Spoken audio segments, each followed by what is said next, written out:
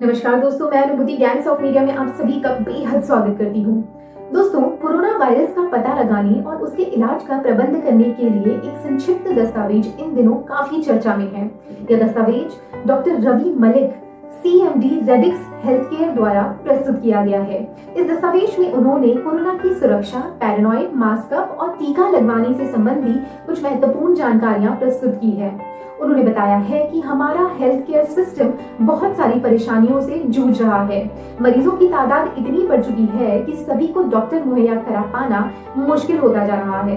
Doctor Malik का मानना है कि अब वक्त आ गया है जब हम सभी को कोविड-19 के बारे में कुछ महत्वपूर्ण जानकारियां इकट्ठा कर लेनी चाहिए और कोविड के प्राथमिक उपचार के लिए खुद ही एक डॉक्टर की भूमिका निभानी होगी और यह भी सुनिश्चित करना होगा कि हम उन गंभीर मरीजों की सूची में शामिल ना हो जिन्हें अस्पताल में भर्ती होने की आवश्यकता होती है।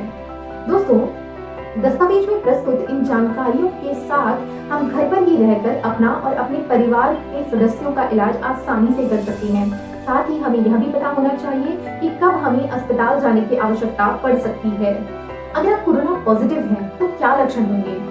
कोरोना से जुड़ी जानकारियों में सबसे पहला चरण होता है कोरोना के लक्षणों की पहचान करना। दस्तावेज में लक्षणों को 2 कैटेगरीज में विभाजित किया गया है, जिसमें पहली कैटेगरी अधिकांश सामान्य लक्षणों की है, जैसे कि बुखार का आना, बदन दर्द, सूखी खांसी इत्यादि। वहीं दूसरी कैटेगरी में कम सामान्य लक्षणों को दर्शाया गया है, जैसे कि दस्त, स्वाद और गंध महसूस न होना, गले में खराश का होना आदि। दोस्तों, आप बढ़ते हैं आइसोलेशन की प्रक्रिया की ओर। लक्षणों को जानने के बाद आइसोलेशन की प्रक्रिया सबसे महत्वपूर्ण प्रक्रिया है।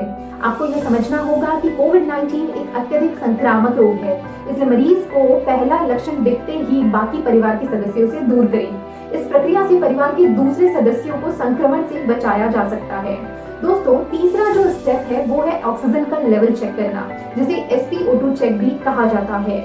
सबसे पहले एक पल्स ऑक्सीमीटर का इंतजाम करें और नियमित तौर पर SpO2 का लेवल चेक करते रहें। दस्तावेज में SpO2 का उपयोग करने की सही तकनीक का वर्णन भी किया गया है। दोस्तों, सबसे पहले बिस्तर अथवा कुर्सी पर बैठें, SpO2 मॉनिटर को बाएं हाथ की मध्य उंगली पर रखें और 45 सेकंड के लिए प्रतीक्षा करें। 45वें सेकंड की रीडिंग आपकी SpO2 रीडिंग होगी।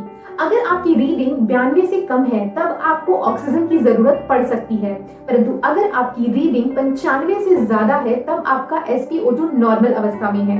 94 से नीचे ऑक्सीजन में सुधार के लिए अवेक प्रोनिंग की प्रक्रिया को अपनाया जा सकता है।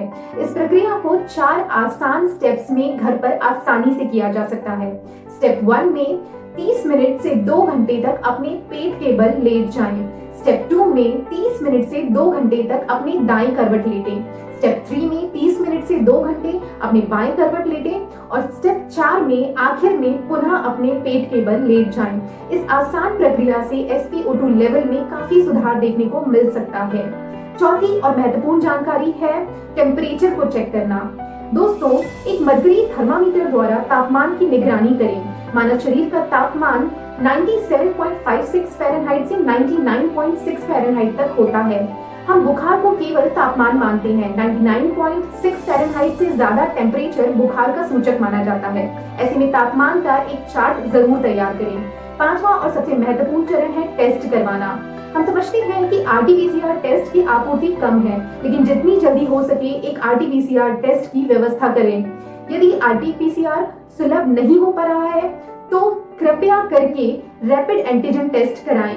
यदि परीक्षण का रिजल्ट कोविड-19 के लिए पॉजिटिव आता है, तो फिर RT-PCR और CT स्कैन कराने की आवश्यकता नहीं है, परंतु अगर रैपिड एंटीजन टेस्ट का रिजल्ट नेगेटिव आता है, तो RT-PCR और CT स्कैन कराने की जरूरत पड़ सकती है।